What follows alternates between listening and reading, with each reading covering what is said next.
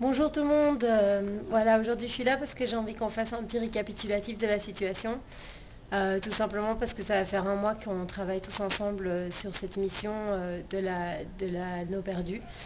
Et on a élucidé énormément de mystères, énormément de choses se sont passées, il nous reste encore énormément de choses à découvrir, mais toujours est-il qu'il est temps de faire un petit point. Donc pour ceux qui ne connaissent pas le début de l'histoire, je vais vous raconter. Ça a commencé pour moi en tout cas en février, mi-février, quand je me suis réveillée au milieu d'une église sur un labyrinthe qui était gravé sur le sol. Je me suis réveillée complètement amnésique, sans me souvenir de rien, avec les yeux bandés et un tatouage sur le bras où il y avait marqué Trovu Laringon Perditan. Donc c'est à peu près tout ce que j'avais comme indice au départ, et je suis partie de là sans rien savoir, sans savoir qui j'étais, d'où je venais, ce qui m'était arrivé. Et avec l'aide de quelques amis, j'ai commencé à chercher si j'avais de la famille ou des amis, des gens qui me cherchaient, qui ne savaient pas ce qui m'était arrivé.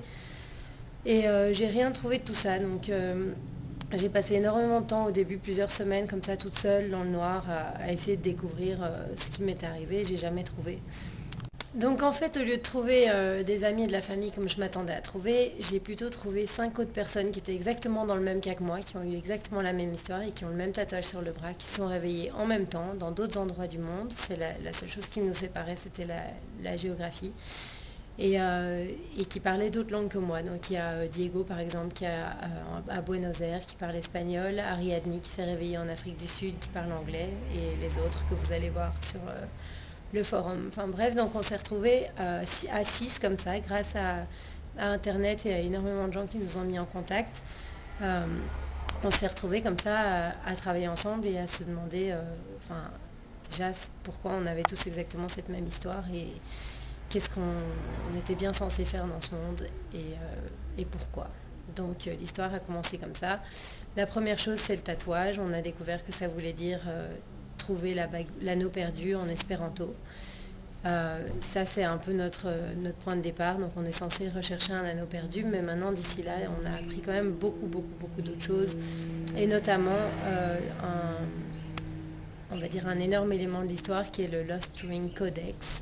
C'est un manuscrit, en fait, on a commencé à retrouver les pages d'un manuscrit qui s'appelle le Lost Ring Codex. Donc c'est un guide qui est censé nous enseigner comment pratiquer un sport perdu, un sport ancien avec des forces anciennes qui nous sont attribuées. Visiblement, ce guide en fait a été laissé par 6 autres personnes qui auraient eu la même histoire que nous il y a des années, mais il y a beaucoup d'années, au début des années 1900. 6 personnes qui se seraient retrouvées dans le même cas que nous et qui auraient essayé d'accomplir leur mission et qui auraient échoué.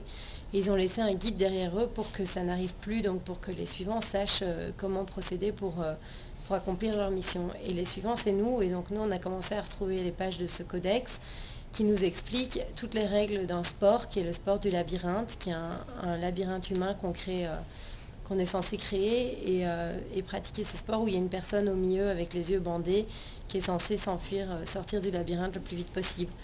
Donc ça, c'est le sport ancien du labyrinthe que nous maintenant on est en train de s'entraîner à pratiquer grâce au codex qui nous donne toutes les règles et la manière de faire. Donc voilà, donc ça c'est le premier élément de l'histoire. Le codex, on n'a pas encore retrouvé toutes les pages, on n'en est qu'au tout début, mais on sait déjà comment pratiquer ce sport. On sait que de toute façon, ce sport va nous mener vers un but ultime de notre mission, c'est certain, puisque c'est adressé à nous, en espéranto d'ailleurs. Et ça parle clairement de nous six et de ce qu'on est censé faire dans ce monde. Donc visiblement, grâce à ce sport, la pratique complètement parfaite de ce sport va nous permettre de sauver le monde dans lequel on est, dans lequel on a été envoyé. Donc c'est ça un peu, c'est grâce à ça qu'on a pu comprendre qu'en fait on ne vient pas de ce monde-ci, nous on vient d'un autre monde, et on a été envoyé dans ce monde-ci pour le sauver. Alors pourquoi et comment, on n'est pas encore tout à fait sûr, mais ce qui est sûr, c'est qu'il faut qu'on apprenne à pratiquer ce sport. On a tout ça au fond de notre mémoire, c'est que c'est en train de revenir peu à peu quand on en fait du sport. On a déjà des facilités athlétiques énormes. Et peu à peu, en le faisant, je pense qu'on va arriver à débloquer quelque chose, mais c'est encore un mystère. Quoi? Voilà, donc le codex nous a aidé à élucider pas mal de mystères sur ce qu'on faisait ici déjà, d'où on venait. On sait qu'on vient d'un monde parallèle qui n'est pas celui-ci, donc on peut arrêter déjà de chercher des indices sur notre identité dans ce monde-ci. On peut se concentrer uniquement sur la mission qu'on doit absolument accomplir. Et ce n'est que quand on aura réussi à accomplir cette mission qu'on va pouvoir sûrement rentrer chez nous, j'espère. Donc disons que maintenant c'est la première chose qui compte pour nous tous, c'est de faire ça pour le monde, pour tout le monde et pour nous-mêmes, pour pouvoir tous s'en sortir. Donc voilà, alors un élément du codex qui est très important, c'est les forces anciennes. Il décrit en fait que chaque personne a une force, détient une force ancienne primordiale. Et c'est important que chacun connaisse la sienne parce que c'est grâce à ça qu'il va pouvoir jouer son rôle dans la mission de l'anneau perdu. Tout ça pour vous dire que moi en fait je suis chariton.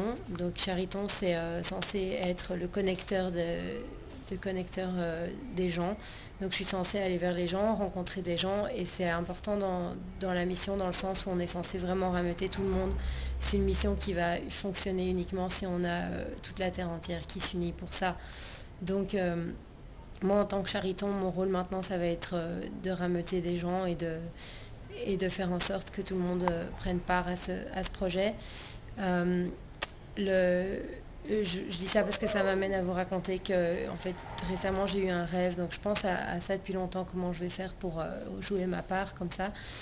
Et j'ai fait un rêve il n'y a pas très longtemps qui consistait qui m'a donné un code, et ce code c'est un code Omphalos, donc il va falloir que vous regardiez un peu les podcasts pour comprendre de quoi je parle. Mais un code Omphalos c'est un code des anciens grecs qui permet de localiser un endroit sur la terre très précis. Donc moi j'ai eu cette vision dans mon rêve et j'en ai tout de suite parlé aux gens qui m'aident, et il se trouve que ce serait quelque part en Jordanie ou quelque part en Israël. Donc je sais pas encore exactement, mais en tout cas j'ai l'impression qu'il faut que j'aille là-bas. Je sais pas, j'aimerais bien être certaine que c'est bien de là qu'il s'agit, mais quelque chose veut que j'aille rameuter peut-être cette partie-là du monde, parce que c'est vrai que dans la mission pour le moment on n'a pas vraiment de gens du Moyen-Orient, il faut le dire. Donc c'est peut-être pour ça que j'ai eu cette vision, pour que je sois envoyée là-bas, je pense. Donc ça c'est un peu ce qui me pousse pour le moment. Voilà, donc la mission c'est vraiment la seule chose qui compte pour nous pour le moment, c'est la seule raison pour laquelle on est là, et c'est ce qu'on compte bien faire jusqu'à ce que ce soit accompli. Donc on se concentre uniquement sur ça, on travaille tous dessus, on a maintenant une équipe dans le monde entier qui nous aide, et on continue à grossir et grossir jusqu'à ce qu'on aboutisse, et on espère que ce sera le plus vite possible et avec votre aide. Ciao!